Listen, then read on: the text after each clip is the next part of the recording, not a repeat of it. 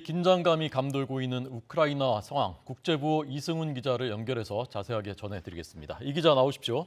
네, 이승훈입니다. 네, 동부전선 쪽의 긴장감이 커지고 있다면서요? 네, 지금 우크라이나 전쟁을 태풍을 앞둔 고요함에 비유하는 사람들이 많습니다. 우크라이나 국방부는 동부 공격 준비를 마친 러시아군이 곧 공격을 시작할 거라는 긴박한 소식을 전하고 있습니다. 남동부 지역 요충지인 마리우폴을 이미 친러 세력이 장악했다. 그런 보도도 있습니다.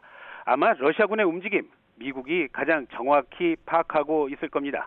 러시아군의 재배치가 한창인데 특히 동부 요충지 이지움 주변으로 러시아군 차량이 몰리는 걸 관측했다는 게 미 국방부의 현재까지의 공식 발표입니다. 이런 여러 소식으로 미뤄볼 때 양측의 물리적 충돌을 피하기는 어려워 보여서 걱정은 더욱 커지고 있습니다. 네, 참 걱정인데요. 평화협상은 전혀 진전이 없습니까? 서방의 정상으로는 처음으로요.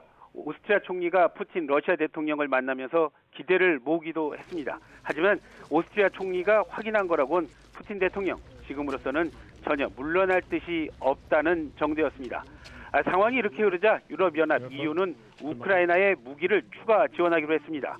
5억 유로, 우리 돈으로 약 6,700억 원 규모의 무기 지원인데요.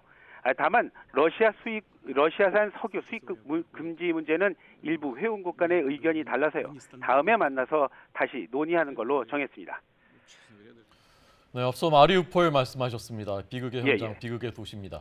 민간인 사망자가 10,000명이 넘었다는 주장이 나왔다면서요. 바딘 보이첸코 마리우폴 시장이요. AP통신 기자와 만나서 그렇게 말을 했는데요. 보이첸코 시장은 또 가장 적게 잡아서 10,000명이지 전체 사망자 수를 따지면 2만 명을 넘을 수도 있다. 그렇게 말했습니다. 마리우폴은 우크라이나 동부의 친러 반군 근거지인 돈바스 그리고 러시아가 이미 합병한 크림반도를 연결하는 요충지입니다. 러시아군은 지금 이곳에 한 달 넘게 포위하고 또 집중 공격을 하고 있는데요. 이미 도시 기반 시설의 90% 이상이 파괴가 됐고요. 주민들은 물과 먹을 게 없고 또 전기 공급 차단으로 생사의 갈림길에 서 있습니다. 무인기를 이용해서 화학 무기 공격을 마리우폴에 했다. 그런 주장도 있습니다. 상황은 이런데 러시아군은 민간인 학살을 숨기기 위해서 시신을 소각하고 있다는 소식마저 나오고 있어서요.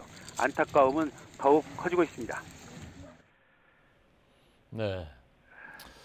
자, 이 초기부터 이 세계 식량 위기로 이어질 수 있다라는 우려가 많았는데 이게 좀 현실화되고 있다면서요. 예, 그렇습니다. 우크라이나는 말씀하신 대로 지금 유럽 최대 농업국이고 또 농산물 수출국이기도 합니다. 그런데 이번 전쟁으로 아무리 적게 잡아도 평년보다는 농업 생산량의 3분의 1 정도가 줄어들 거라 그런 그 농업 전문가들이 많습니다. 그리고 그 여파가 지금 전 세계로 확산하면서요. 지구촌에 식량 위기가 다가오고 있다는 그런 말이 나오는 건데요. 러시아군이 점령했던 우크라이나 북동부 지역 사실상 올해 농사는 끝났다고 할 정도로 파괴가 됐습니다. 우크라이나 서부는 비교적 피해가 덜해서요. 콩과 옥수수 등의 파종은 이루어지고 있다고는 하지만요. 연료와 비료 등의 가격 폭등으로 그곳 농민들 역시 또 다른 어려움을 겪고 있습니다. 게다가 우크라이나 정부 식량 안보가 먼저라면서 농산물의 수출을 제한하는 상황인데요. 우크라이나산 곡물의 최대 수입처가 바로 아시아와 아프리카 국가들입니다. 그 나라들 벌써 여러 곳에서 빨간 경고등을 켜고 있습니다.